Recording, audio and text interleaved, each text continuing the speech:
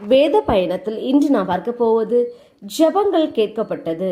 அப்போஸ்தலர் 10:4 உன் ஜெபங்களும் உன் தர்மங்களும் தேவனுக்கு நினைப்பூட்டுதலாக அவர் சந்நிதியில் வந்து எட்டியிருக்கிறது. கொர்நேலியு என்னும் 100க்கு அதிபதி இத்தாலியா பட்டாளம் செசரியா பட்டணத்தில் இருந்தான். அவன் தேவ பக்தி உள்ளவன், நீதிமான், தன் வீட்டார் அனைவரோடும் தேவனுக்கு பயந்தவன், ஜனங்களுக்கு மிகுந்த தருமங்களை செய்தவன், எல்லாராலும் நல்லவர் என்று சாட்சி பெற்றவன்.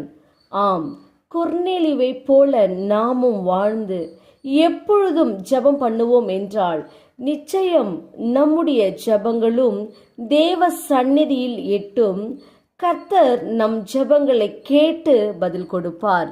நாம் ஜெபிப்போம். அன்பின் பிதாவை கேட்ட வார்த்தையின்படியே நீர் எங்களுக்கு செய்ய கிருபைக்காய் ஸ்தோத்திரம். இயேசுவின் நாமத்தில் ஆமேன். கர்த்தர் தாம் இந்த வார்த்தைகளை கொண்டு உங்களை ஆசீர்வதிப்பாராக. ஆமேன்.